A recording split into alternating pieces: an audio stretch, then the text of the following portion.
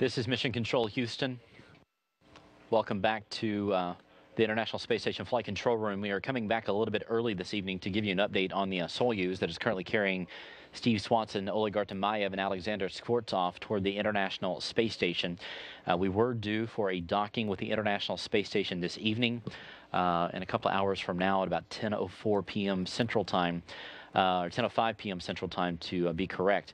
That docking has been called off for this evening due to the fact that one of the rendezvous burns that the Soyuz was due to conduct did not occur as planned. Like we talked about during the launch show, the Soyuz has a series of these burns that it needs to conduct automatically at very specific times in order to close in on the space station, especially whenever it is going to be over the course of 6 hours like it was tonight.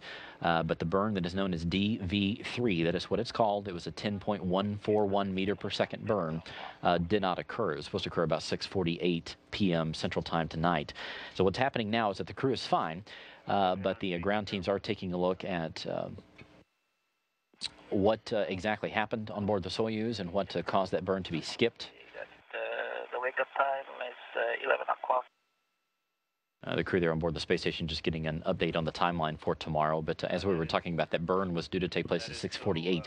They're taking a look at exactly why it did not occur.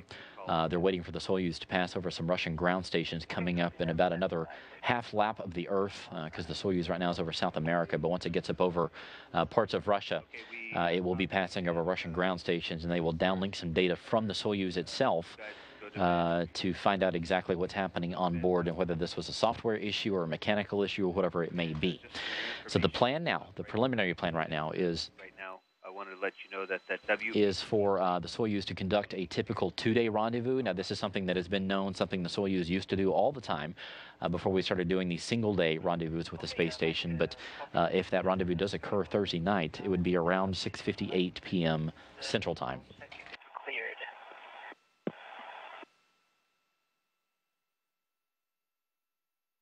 That's a good read back, Koichi-san. To get an update from there at the Baikonur launch site, we're going to go now live to NASA Public Affairs Officer Rob Navius, who's standing by on the phone. Rob, what can you tell us about what we're hearing? Good evening to you, Josh. We're still here in Baikonur, Kazakhstan, several hours following the launch of the Soyuz TMA-12M.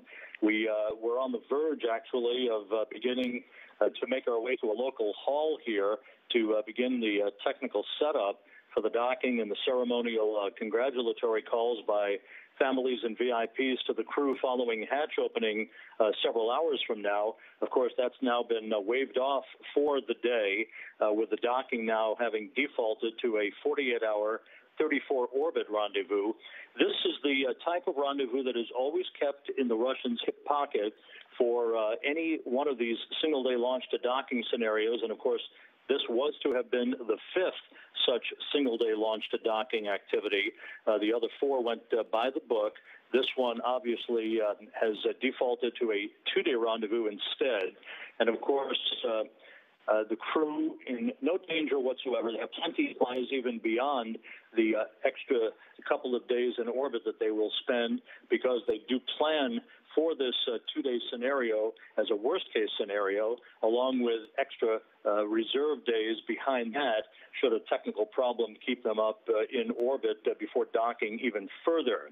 The issue in hand was some attitude issue, orientation issue with the Soyuz spacecraft just prior to what is called the DV3, or Delta Velocity 3 burn, that was to have occurred at 6:48 p.m. Central Time. It was to have been a 24-second engine firing with a change in velocity of some 10.1 meters per second, the first of two large component rendezvous burns that would have sent the Soyuz into a precise targeting trajectory to arrive in the neighborhood of the International Space Station for its eventual docking and with the hooks having closed, a hard mate to the Poist module on the space-facing side of the Russian segment of the International Space Station.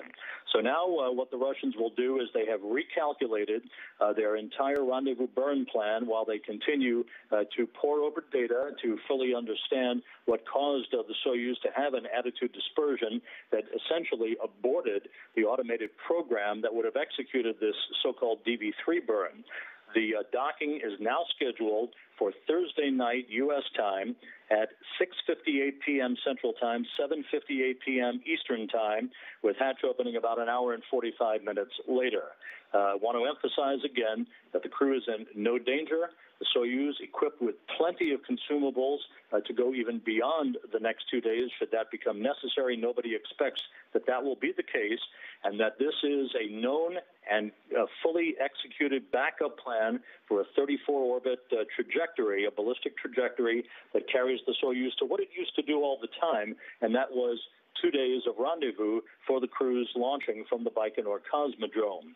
So we'll be standing by for further word. Our plan is that we'll be packing up here in Baikonur and flying back to Moscow, and our plan would be to be on the air anchoring from the Russian Mission Control Center in Moscow on Thursday night U.S. time, with our coverage leading up to, again, the new docking time on Thursday night of 6:58 p.m. Central Time, 7:58 p.m. Eastern Time.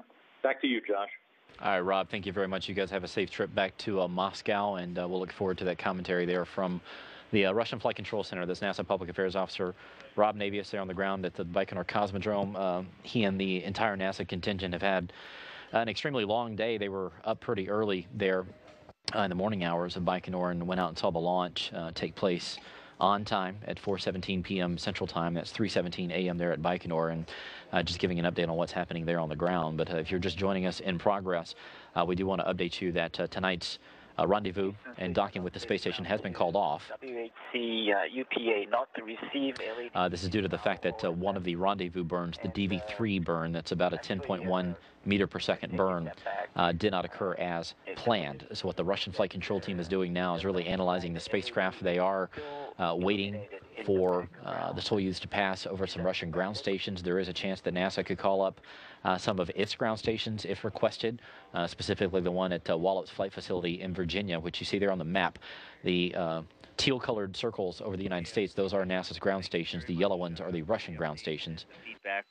So you'll see the Soyuz approaching the Russian ground stations coming up here in just a few minutes. The light that you're seeing from the side is expected.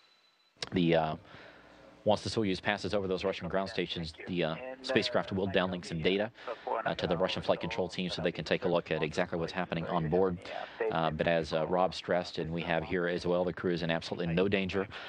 This two-day rendezvous profile, as it is known, is something that has happened dozens and dozens of times. It was our standard protocol back until we started doing these single-day rendezvous with the space station. So there's plenty of supplies and plenty of room, relatively speaking, on board the Soyuz to support the crew for 2 days or if more, if required.